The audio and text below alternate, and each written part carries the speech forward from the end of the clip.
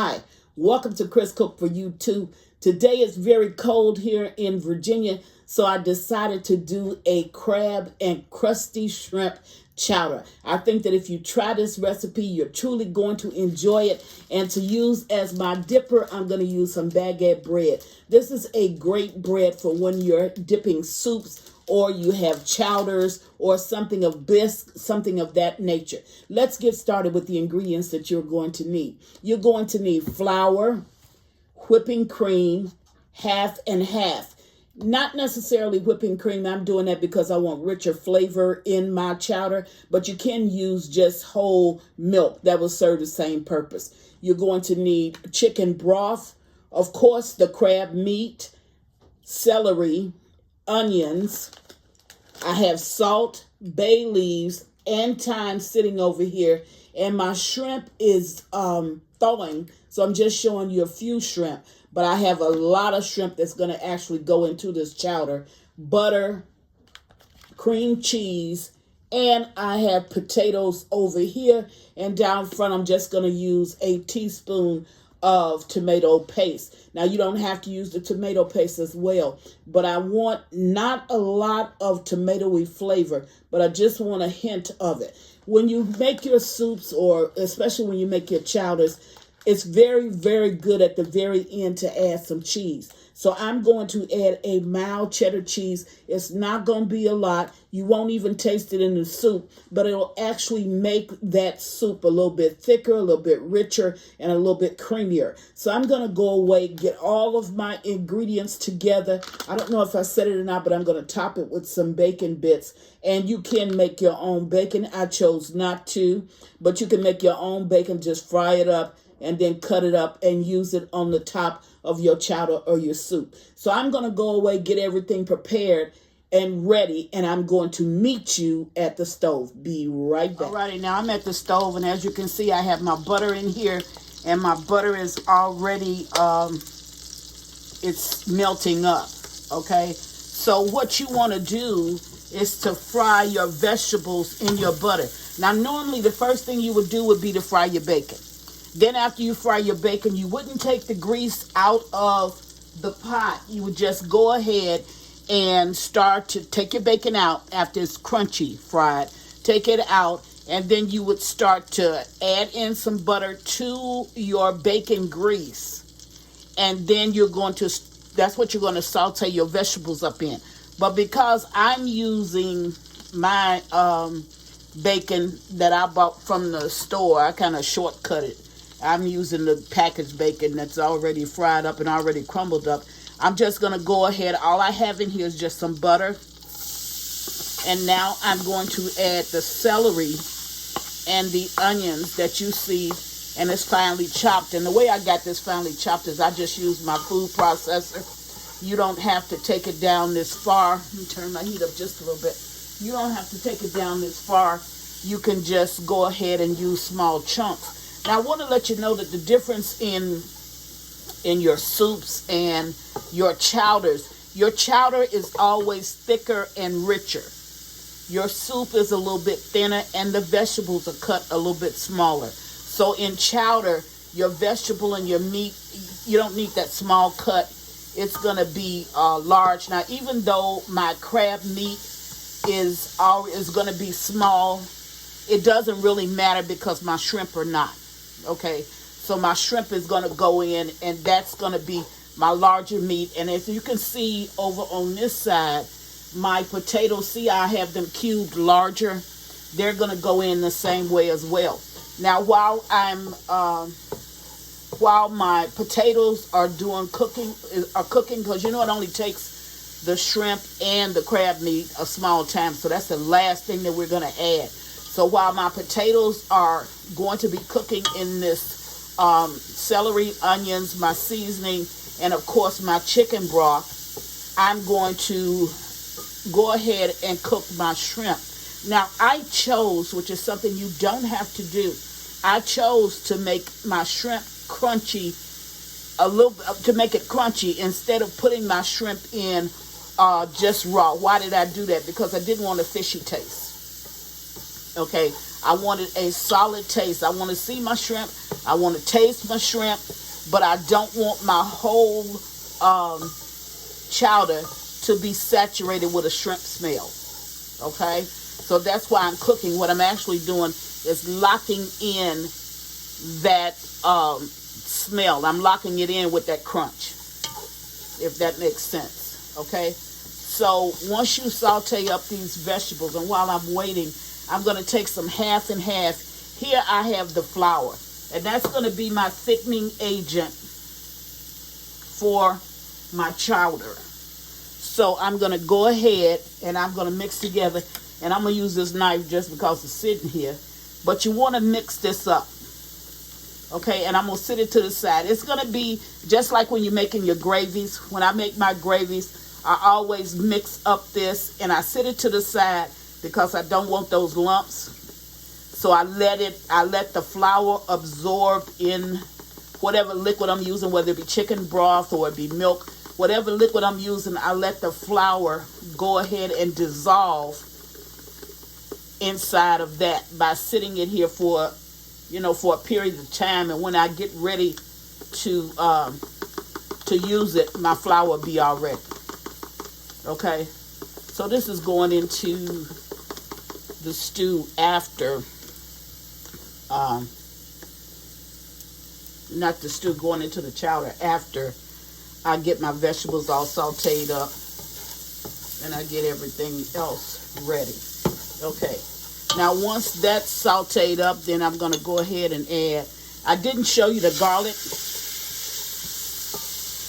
And that's why it's always good to watch them, because I forgot the garlic. So I just added the garlic into this. I'm going to add my thyme, my salt. I'm going to go ahead and drop that bay leaf down over in there as well.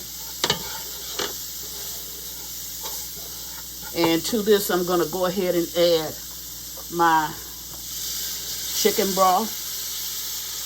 And I'm using a 32-ounce container of chicken broth, but then I'm making a lot of crab and shrimp chowder.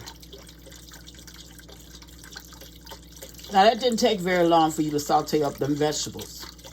Okay, you don't want to cook all the flavor out of them.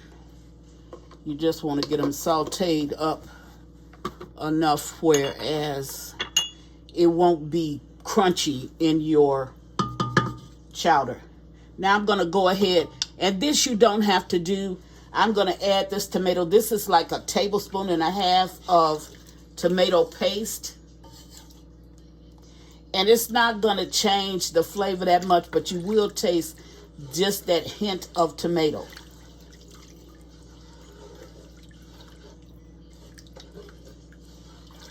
Now that's all it takes for this. I'm going to go ahead and add my potatoes to this. Put it on this back burner and let this just cook up. What I will do is add probably 2 cups of water to this so I can make sure that I have enough liquids in order to cook up my potatoes. Now you don't have to get, as you can see, my tomato paste is still floating because my liquids are not truly hot. But I don't have to just make sure that this is all dissolved up before I add my potatoes, because as it boils, it's going to dissolve up anyway. Okay? So, that's just about enough. And I'm going to add 2 cups of water to this, but I'm going to put in my potatoes now so that you can see it. And then I'll step away and get the water. Put in all of my potatoes. Now, and you want to put your potatoes in first because that's what has to do the most amount of cooking. So you want to make certain that these potatoes are done or almost done before you put everything else over into your chowder. So, and there's my bay leaf. So I'm just going to put 2 cups of water in here, put it on the back burner, and when I bring you back, we'll be ready to add this crunch to my shrimp and get it all ready. And by the time the shrimp is ready, then the the potatoes should be ready enough for me to put everything in. This is really, really quick. The longest thing that it's going to take you to do is to actually cook the potatoes. But that'll be out of the way while I'm actually doing the shrimp. Now, you don't have to put a crust on your shrimp. This is what I chose to do. You can just go ahead and put your shrimp in and let them cook, because shrimp does not take a large amount of time in order to cook up. So I'll be right back. Okay, now I just want to show you. See, I'm getting a little bit of a crust on my shrimp. I'm still trying to use this knife instead of getting the proper utensil. See, there's a little bit of crust on it. And that's exactly what I wanted, okay? So I'm going to finish frying up these shrimp. Look at this one. This one's really pretty. See there? A little bit of shrimp crust on it. I'm going to finish frying up these shrimp, get them all in a bowl. I'm going to cut them in half. I'm going to use my scissors just to cut them in half so they won't be so big. See? Like that. And then I'm going to put them over in this chowder when we get to that point. Okay, so I'm going to go away and finish cooking up these shrimp. When I get them all done, I'll bring you right back. Okay, I just wanted to show you that on my second batch of shrimp, see how I got those little crusty bits? Now, we're not going to throw away, see down in the bottom, that's good. I mean, that's really what you want. All these granules, you want them. So what I'm going to do is to put some milk inside of this, and I'm going to boil that up, and I'm going to pour it over into my chowder. So I just want to show you how my second batch look. And you can eliminate this step if you want to and just go ahead and put your shrimp in direct. I didn't want to do that because I really don't want that shrimpy taste or smell all over the chowder. So that's why I'm doing it this way. So I'll bring you back. I got one more batch to cook up, and then I'll bring you back and show you the next step. Okay, so I didn't want to throw out my crusty part in the bottom. I want to use it because it adds good flavor to anything. So I'm going to go ahead and put in the, really this is the thickener, because this is the flour. And I'm just cooking up that flour just a little bit. This is the flour and the half and half. So what I'm going to do is I'm going to add, don't worry about it getting gummy. It's going to get gummy, but then it'll smooth itself out. I'm going to go ahead and add my half and half into this. Now, the only reason why I didn't put everything directly in the pot is because in the background, as you can see, my potatoes are not done enough. So I just said I'd go ahead and mix it in this and then just add everything in the end. But it's going to work out the same way. So what I'm going to do is I'm going to stir this until it gets a little bit thicker. And when it gets thicker, then I'll bring you back. And all of my little lumps are gone. I'll bring you back and I'll show you what it looks like. It takes about, I don't know, 4 or 5 minutes. And then it'll be rich, thick, and you won't see any lumps at all. So I'll be right back. Okay, since my potatoes are already done, I'm just going to take this and I'm going to pour it in with the potatoes and I got a few bits of shrimp down over in here, but I'm going to let it finish cooking. Whoa, hot. Okay, I'm going to let it finish cooking in this pot.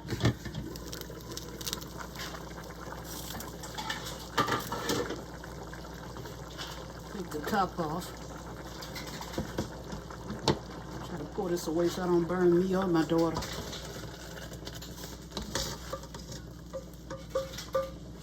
Okay. Now, my potatoes are not quite done yet still. So I'm just going to let all this just cook up together. And then I'll bring you back. The only thing else I'm going to add, and I can start adding that now, is just going to be my cream cheese. Okay, so I'm going to get all of that over in the pot. So I'll bring you back when we go to the next step. And the next step is to add the shrimp and add the crab. And then we'll be done. Be right back. Okay, now I'm at the end of it, and as you can see, my potatoes, they're done, and my sauce has thickened up from the flour.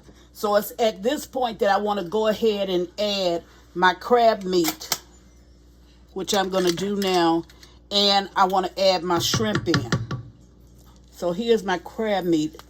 I just wanted to crush those claws so I can make sure that I get a wide variety of crab. Okay, and once I get that in, I want to go ahead and add the last of my shrimp. Okay, more flavor. Okay, now that's all in, and look at it. Now that really looks delicious. I think that if you try this recipe, you are truly going to enjoy it. I made it because it's cold outside, and this is what your body needs. So what I'm going to do is I'm going to give this 5 minutes, and I'll dish you up a bowl and show you what it looks like. I'm going to let it simmer here for 5 minutes. Be right back. Okay, now I came back because I forgot to put in the cheese. And remember, I told you just a little bit of cheese at the end. You will not taste this cheese, okay? But this will help your chowder so much. It will bring in that awesome flavor that you're actually looking for. But this looks really, really good. Really good. I'm going to give it a couple more minutes, dish up a bowl. I'll bring you right back. Okay, now this is actually ready. I'm going to dish you up a bowl so you can see what it looks like. Look how creamy and good that looks. Look at how it coats this ladle. This is really thick, delicious chowder. I think that if you try this, especially on a cold day like today, I think your family is going to truly enjoy it. And make sure that you have some baguettes or some crusty bread. There you have it. Chris is making crab meat and crusty shrimp chowder. Try it. You're going to love it. And as always, thank you for watching. Chris Cook for You Too. Bye.